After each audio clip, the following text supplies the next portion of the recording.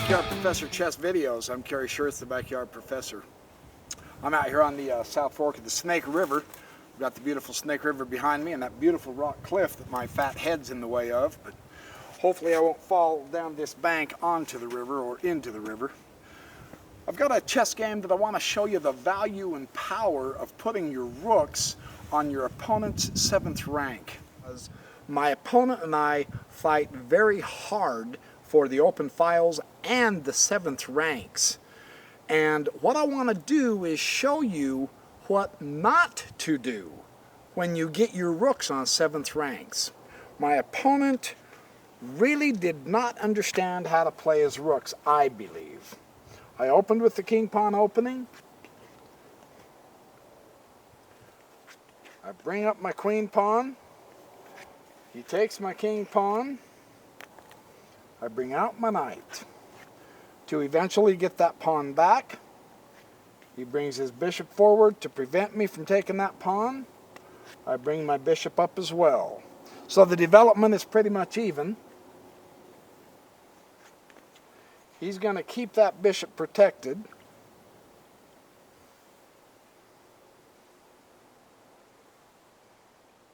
I put my queen in front of my king. Now, as a general rule, you don't want to put your queen in front of your king if you can help it, especially if the file is open.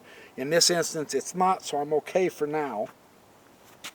But I want to watch that. You don't want to keep your queen in front of your king if you can help it. I went ahead and took the pawn because I don't want that pawn breathing down my neck. He comes and puts me in check with his bishop. It forces me to get a nice pawn chain here to chase his bishop back. He drops his bishop back in front of his king. I'm bringing my knight back here so that I can take his bishop. I don't mind exchanging his bishop at this point. The board's pretty open. That bishop's a strong bishop. He develops his knight. I bring out my other knight first. I'm trying hard to keep up with the development. You notice he is bringing out his powers very fast. He can castle now. He's doing pretty good. I was kind of impressed with his play, and of course he does castle now. That was his point, is he wanted to castle. I went ahead and took the bishop. The bishop's got too strong of a diagonal here, blocking me from castling queenside. I'm willing to exchange the knight for the bishop at this point. Like I say, the board is fairly open. There's not a lot of central pawns stuck in the center of this board, so the bishops have long diagonals, and I don't have my other bishop playing yet. I've got to hurry up and get my other bishop out, so I move my queen. He's bringing his knight down. Very powerful, good centralizing, threatening move. I'm, of course, going to bring my bishop up because I want to try to get castled. I've been in the center long enough. He's bringing his rook to the open file across from my king. You see that? It's important to use your rooks in a game of chess. I went ahead and instead of castling queenside, I thought, he's got an open file. Now I want one. I don't have one yet, but I can push this pawn as far up as I want to go to get an open file, but I've got to bring my rooks into this game. If he's going to bring his rooks in, and now he's opening his file, then I've got to hurry up and get castled, and I've got to get my rooks in. I went ahead and exchanged the bishop. That was a strong enough move. I said, yeah, I'm willing to exchange the bishop, and he exchanges with his queen. He's developing very well. He's not behind in development at all. So I have got to hurry and get castled, and I do. Whew, thank goodness. I'm into move 15 before I castled. I was becoming a target here, and you can see he's starting to try to come and get me. That's how to do it when your opponent won't castle. Notice what my opponent does. He brings his other rook into this game. Now he is fully developed. We are both fully developed. We're both using our entire army. This is going to be a terrific battle here. I move my knight over to h4. I'm going to try something here. I press my pawn, the anti-knight rule. Get the knight off his outpost. He does bring his knight back here. He's got good central knights. I don't want his queen to take my pawn down here from the angle, but I also don't want to bring my rook back over here and try to babysit the pawn either. My rook has to be on the open files. I sure hope that wind isn't goofing up this video. I'm going to be mad if it is. I don't mean it to be. It's not my fault. Mother Nature's blowing hard right now, man. Now I can threaten the queen with the pawn thrust. The queen is powerfully centralized, and he goes ahead and takes the pawn and wants to force the exchange of queens, which I gladly do.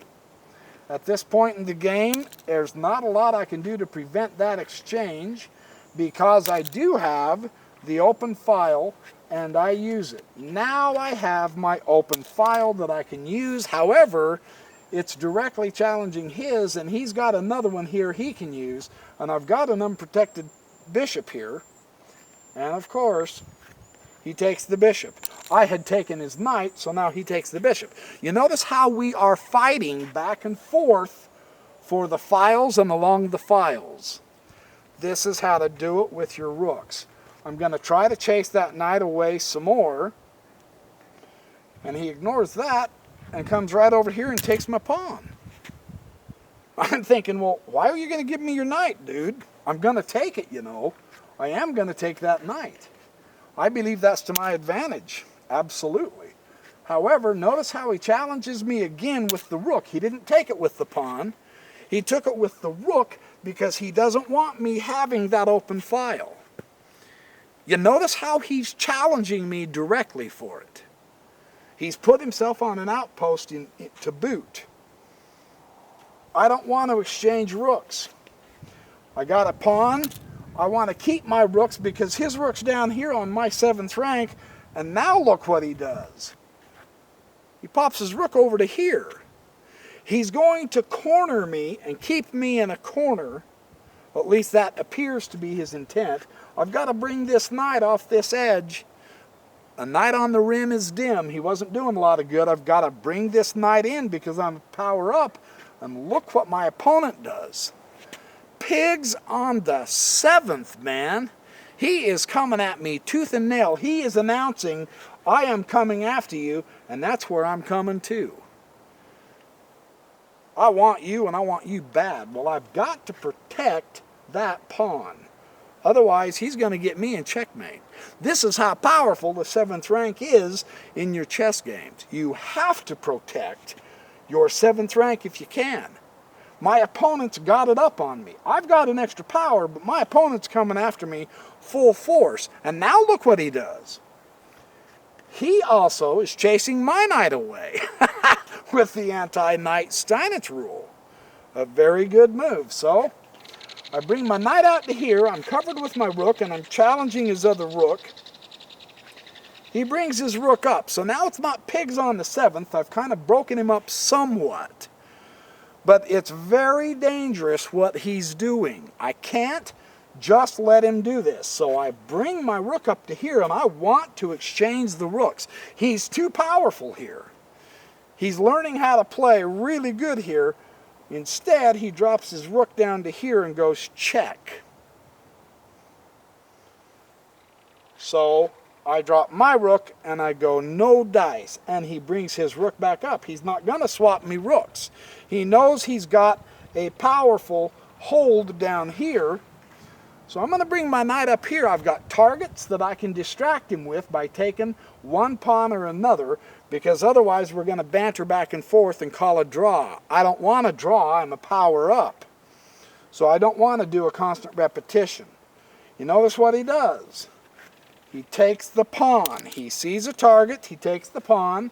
I see a target. I take the pawn. He's still way deep into my territory, and he's coming after my knight as well. So I can't leave my knight there, so I pop my knight to here.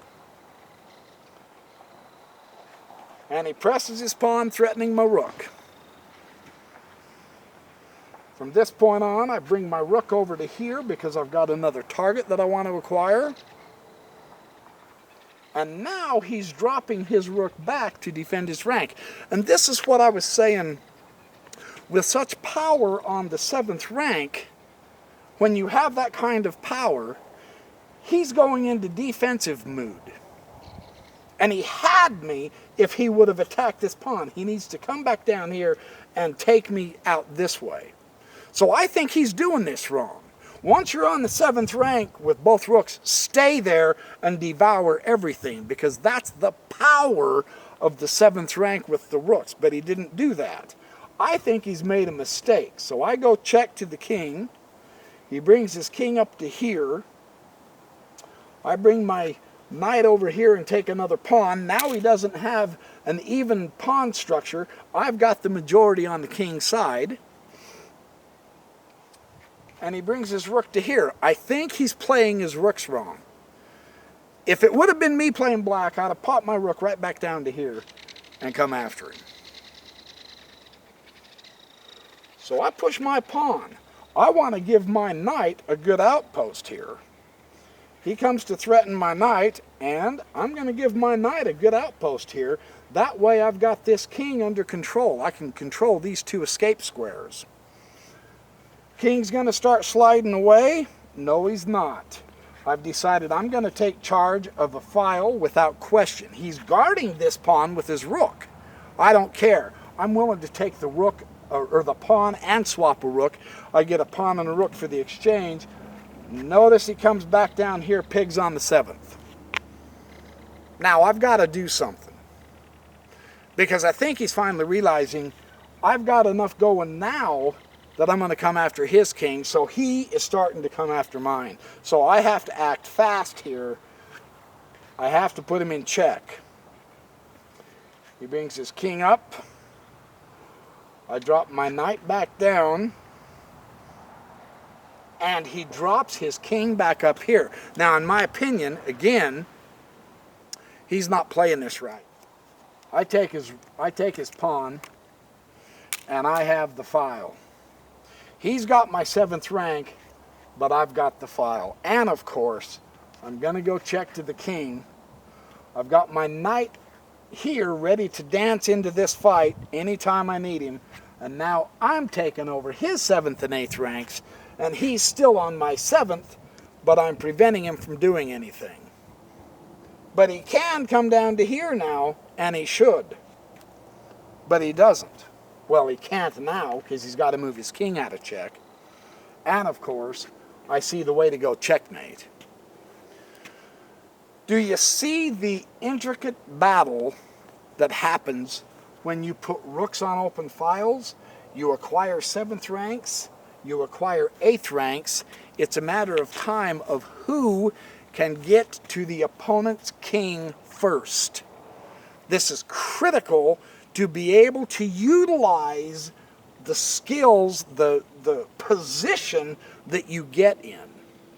I was fortunate. I had an extra power, and I think that's why I won this game, besides the fact that I ended up getting the final say-so on the ranks and the files, as opposed to my opponent. But did you notice the strong battle back and forth, and how, because the rooks were down here and in open files, he completely ate my queen side away, while I was able to get most of his queen side and then attack his king side.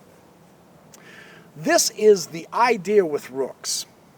Open files so that you can get into your opponent's camp. And if your opponent has the open files, you've got to either fight to take them away, exchange your rooks, or get some open files of your own and use them.